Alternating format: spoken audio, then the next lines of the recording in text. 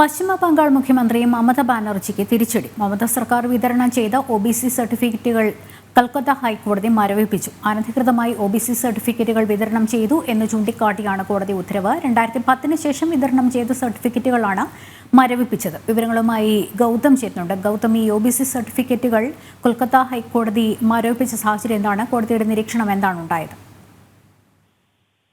ലക്ഷ്മി, 2011 തൃണമൂൽ കോൺഗ്രസിന്റെ ഭരണം പശ്ചിമ ബംഗാളിൽ വരുന്നത്. അതിനുശേഷം ഒബിസി സർട്ടിഫിക്കറ്റുകൾ വ്യാപകമായി ബംഗാളിൽ വിതരണം ചെയ്യുന്നുണ്ടായിരുന്നു.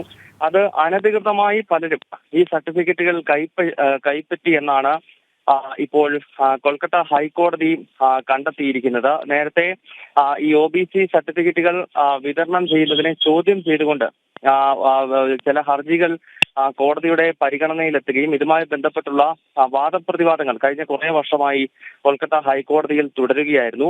2010 ശേഷമുള്ള ഒബിസി സർട്ടിഫിക്കറ്റ് വിതരണമാണ് ഇപ്പോൾ കൊൽക്കത്ത ഹൈക്കോടതി റദ്ദാക്കിയിരിക്കുന്നത്. പലരും അനധികൃതമായി ഈ സർട്ടിഫിക്കറ്റുകൾ കൈപ്പറ്റി, പ്രത്യേകിച്ച് മുസ്ലിം വിഭാഗത്തിൽ നിന്നുള്ള ആളുകൾ വ്യാപകമായി തന്നെ ഈ സർട്ടിഫിക്കറ്റ് കൈപ്പറ്റുകയും അനധികൃതമായി തൊഴിൽ നേടുകയും വിദ്യാഭ്യാസ മേഖലയിൽ ഉൾപ്പെടെ തൊഴിലിടങ്ങളിൽ ഈ സർട്ടിഫിക്കറ്റ് ഉപയോഗിച്ച് കയറുകയും ചെയ്തിരുന്നു. ഇവർക്ക് ഒബിസി സർട്ടിഫിക്കറ്റിന് അർഹരല്ല എന്നാണ് കൊൽക്കത്ത ഹൈക്കോടതി ഇപ്പോൾ നിരീക്ഷിച്ചിരിക്കുന്നത്. എന്തായാലും മമതാ സർക്കാരിനെ സംബന്ധിച്ചിടത്തോളം വലിയ തിരിച്ചടിയാണ്. കോടതിയുടെ ഈ ഒരു വിധിയെ അംഗീകരിക്കില്ല എന്നാണ് മുഖ്യമന്ത്രി മമതാ ബാനർജി പ്രതികരിച്ചിരിക്കുന്നത്.